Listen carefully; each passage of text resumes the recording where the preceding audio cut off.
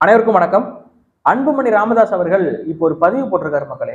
35 நாட்களில் 89 மீனவர்களை சிங்கள கடற்படை கைது பண்ணிருக்கு. 2-3 படகுகளை பறிச்சு வச்சிருக்கு. எத்தனை நாட்களுக்கு தான் இந்த மத்திய மாநில அரசுகள் வேடிக்கை பார்க்க போகின்றது அப்படின்னு சொல்லி கேள்வி எழுப்பியிருக்காரு. இனி எவனாவது ஒருவன் என் மீனவனை தொட்டால் நடுக்கடல்ல வெடிச்சு செதறிவன். அண்ணன் சீமானவர்களும் தொடர்ச்சியா சொல்லிக்கிட்டு இருக்காரு. இது நீண்ட நாட்களாக இருக்கக்கூடிய ஒரு பிரச்சனை. இந்த மீனவர்களை கைது பண்ணி சிறைப்படுத்துவது என்பது இந்த மாநிலத்தின் கேவலமான ஆட்சியை குறிக்கிறது என்பது தெரிகிறது. ஏன் மலையாளி மீனவனோ கன்னட மீனவனோ தெலுங்கு மீனவனோ எல்லை தாண்டி போறதாக அவங்க கைது பண்ணல? ஏன்னா தெலுங்கனையோ மலையாளியோ தொட்டா அவங்க என்ன நடக்கும்னு அவனுக்கு நல்லா தெரியும் சிங்களனுக்கு. ஆனா ஒரு தமிழன் அடிச்சா இங்க இருந்து கேட்க நாதி இல்ல, தமிழ்நாட்டு ஆட்சியாளர்கள் நம்மளை என்ன புடுங்கிடுவாங்க அப்படிங்கிற தைரியத்துல அவங்க கைது பண்றாங்க. ஏன்னா இவர்களும் அவர்களும் ஒண்ணுதான். ஓங்கோல் தெலுங்கர்கள் புத்தத்தை தழுவி கொண்டார்கள், இவர்கள் நாங்கள் தமிழர்கள் என்று சொல்லிக் கொண்டார்கள். 2 பேருக்கு வேறுபாடு ஒண்ணும் இல்லை. தமிழன் அடி வாங்கியே சாவுறான். சிங்கள கடற்படை அவன் ஒரு ஆளுன்ட்டு அவன்கிட்ட போய் அடி வாங்க வேண்டிய ஒரு சூழலா நமக்கு அமையுது. ஒண்ணு அண்ணன் சீமானவர்கள் சொல்வது போல அண்ணன் சீமானவர்களின் பேச்சை கேட்டு அவர் சொன்னது போல நெய்தல் படையை கட்டி அனுப்புங்க. போறவன்ட்டு ஆயுதத்தை கொடுத்து அனுப்புங்க. ஒண்ணு அடிச்சுட்டு ஒண்ணு அவன் திரும்பி வரான், இல்லைன்னா சாவுறான். 2ல ஏதாவது நடக்கட்டும், ஒரு பிரச்சனை முடிவுக்கு வரட்டும். இல்லையா அழுத்தம் கொடுத்து இந்திய அங்க இருக்குல்ல கோஸ்ட் கார்டு அவங்கள்ட்ட சொல்லி கொஞ்சம் பாதுகாருங்க. சும்மா எங்க வரி பணத்துல தானே சம்பளம் வாங்குறீங்க, கொஞ்சம் மக்களையும் கொஞ்சம் பாதுகாத்துக்கங்க, மீனவர்களை கொஞ்சம் காப்பாத்துக்கன்னு சொல்லி வலியுறுத்து. நீங்க ஏற்கனவே கோஸ்ட் கார்டுன்னு ஒண்ணு போட்டிருக்கீங்க, அது ஒரு வேலையும் செய்யல.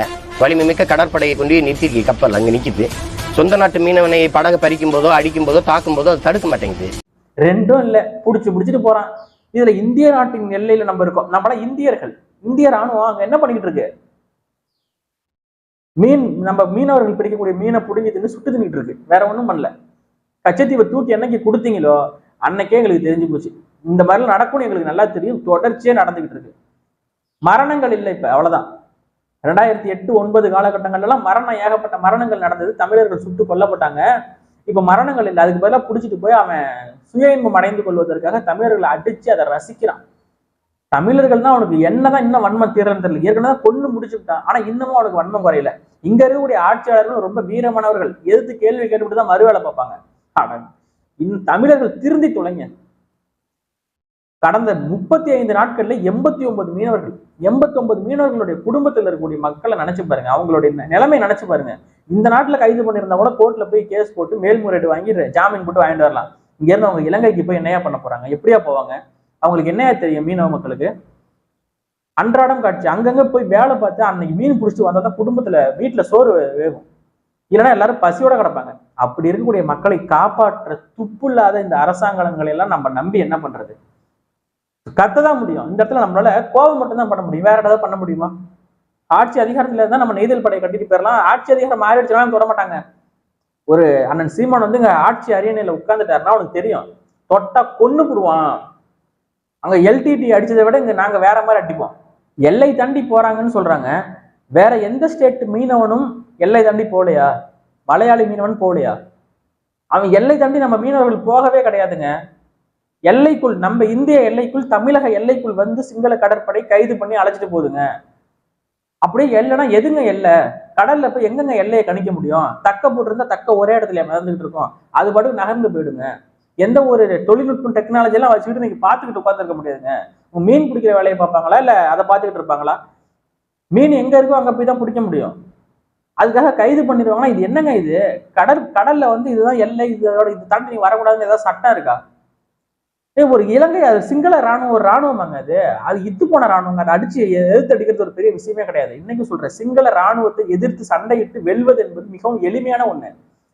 நீங்க வேணா அண்ணன் சீமானவர்கள் சொல்வது போல நெய்தல் படையை கட்டுங்க. வியாக்கியானம் பேசுவானுங்க. நெய்தல் படையெல்லாம் கட்டினா நீங்க மத்தியில இருந்து அனுப்பி ஆட்சியை கலைச்சிருவாங்க. ஏன்னா எல்லாம் பேசுவானுங்க, எங்க மீனவர்களை நீங்க கொண்டுகிட்டே இருப்பீங்க, பிடிச்சி உள்ள போட்டுட்டே இருப்பீங்க, பார்த்துட்டே இருக்குமா? அப்புறம் எதுக்கு எங்க வரிப்பணத்துல சம்பளம் வாங்கக்கூடிய கோஸ்ட் கார்டு ராணுவங்க என்னத்துக்கு நிக்குது? கடற்படை, இந்திய கடற்படை அங்க என்ன பண்ணிட்டு இருக்கு?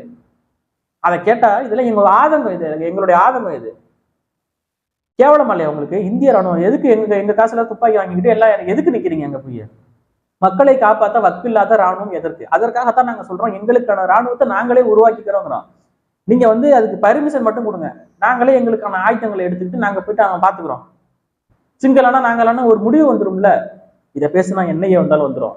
இதை பேசுவது நம்ம பேசுவது இல்லீகலான விஷயம், தப்பான விஷயம். ஆயுதம் தூக்கி எப்படி நீங்க ஒரு நாட்டுக்கு எதிராக ஆயுதம் தூக்குவீங்க அப்படின்னு சொல்றதை நீங்க கேட்கலாம்.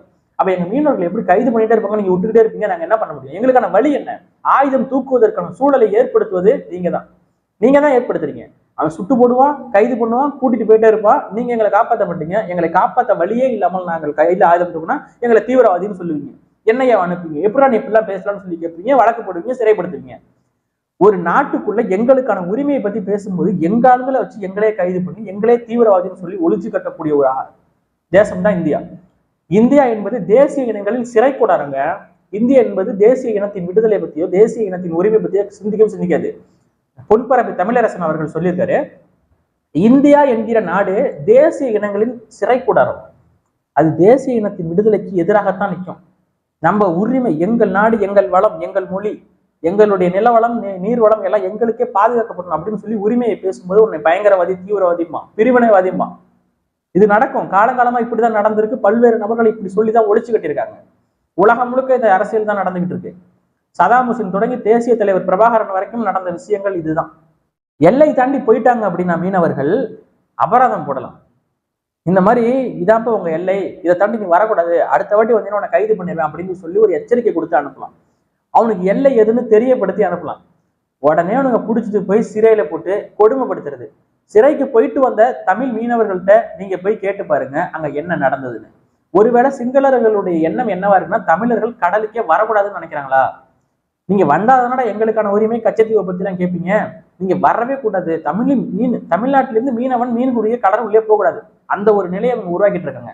கடந்த 35 நாட்கள்ல 89 மீனவர்கள்லாம் நீங்க யோசிச்சு பாருங்க. தமிழ்நாட்டில் இருக்கக்கூடிய ஆயிரக்கணக்கான மீனவர்கள்ல ஒரு 100 பேர் சிறையில இருக்காங்க. தொடர்ச்சியா அவங்க கைதாயிட்டே இருப்பாங்க. என்னதான்ப்பா நடக்குது தமிழ்நாட்டுல? இந்த கேள்வியை தமிழை எவனாவது இந்த கேள்வியை கேட்கிறானா? சினிமா கூத்துகள்லையும் கேளிக்கைகள்லையும் மூழ்கி போய் தான் கிடக்குறீங்க. இது குறித்து யாரும் அதிகமா பேசுறது கிடையாது. அதனாலதான் அவர்களுக்கான நீதியை நம்ம வாங்கி கொடுக்க முடியல. அன்புமணி ராமதாஸ் அவர்கள் பதிவு போட்டாரு. பதிவு போட்டதுனால என்ன மாறப்போகுது? ஒன்றும் மாறப்போது இல்லை. இப்ப நான் பேசிக்கிட்டு இருக்கேன், நான் பேசுறதுனால என்ன மாறப்போகுது? ஒன்றும் மாறப்போறது இல்லை. எல்லாரும் பேசணும். எல்லாரும் பேசி ஒரு அழுத்தத்தை ஏற்படுத்தணும்னா நம்ம எளிதாக இந்த விஷயத்துல வென்று வரலாம். மக்கள் அங்க வந்து கஷ்டப்பட்டுக்கிட்டு இருக்காங்க. இத்தனை மீனவர்கள் கைதாயிருக்காங்க. அவங்களை எல்லாம் விடுவிக்கணும். விடுவிக்கலன்னா என்ன தெரியுமா நடக்கணும்? இங்க தமிழ்நாட்டுல என்ன தெரியுமா நடக்கணும்? இங்கேயும் சிங்களர்கள் இருக்காங்க, தூக்கு ஒரு 500 பேரை. சரியான ஆண்மகனா இருந்தா அதை செய்வான். சரியான தமிழர்கள் மீது பற்று, தமிழ் இனத்தின் மீது ஒரு பற்று, ஒரு பாசம் இருந்ததுன்னா இதை செய்வோம். தூக்கி கஞ்சா வழக்குல ஒரு 70 பேர்த்த போடு. அடுத்து தீவிரவாதம் இயக்கம். இங்க வந்து கோடம்பாக்கம் வள்ளுவர் கோட்டத்துல வந்து பாம்பு வைக்க வந்தான், பாலத்தை உடைக்க வந்தான், தீவிரவாதத்தை தூண்ட வந்தான் அப்படின்னு சொல்லி ஒரு 50 பேர்த்து மேல வழக்கப்படு. எல்லாம் பொய் வழக்கு தான். நீங்க போடுங்க. இங்க எப்படி நம்ம மக்கள் அழுதுட்டு உட்கார்ந்துருக்காங்க, அது மாதிரி அந்த நாட்டுல அவன் குடும்பத்தை சேர்ந்த மக்கள் அழுதுட்டு உட்கார்ந்துருப்பாங்க, போராடுவாங்க ரோட்ல இறங்கி. அப்ப அந்த நாட்டுக்கு ஒரு அழுத்தம் போவோம், எங்க ஆளுங்களை விடுதலை பண்ணுங்க, அங்க இருந்து பேசுவாங்க. நான் இன்னும் கைது பண்ணவங்களாம் உண்மையா வழக்கு போட்டு வாழ்க்கையை முடிக்க சொல்லல. ஒரு கைது பண்ணி ஒரு 15 நாள் தடுப்பு காவலில் வைங்க, அவன் அங்க இருந்து அழுத்தம் கொடுப்பான். அப்படியா எங்க மீனவர்களை கொஞ்சம் அனுப்பிவிடுங்க, இங்க இருக்கிறவனை நான் அனுப்பிவிட்டுறேன் அப்படின்னு சொல்லி அழுத்தம் கொடுக்க ஒரு ஆட்டம் காமிக்க ஒரு ஆள் இல்லை. இதை பேசுனா நம்மளை நக்கல் அடிப்பாங்க, இதை பேசுனா நம்மளை நக்கல் மட்டும்தான் அடிப்பானுங்க. இதை பண்ணுனா அங்க இருக்க மீனவர்கள் அழகா நம்ம வீட்டுக்கு வருவாங்க, நம்ம தாய்மார்கள், நம்ம தமிழர்கள் சந்தோஷமா இருப்பாங்க.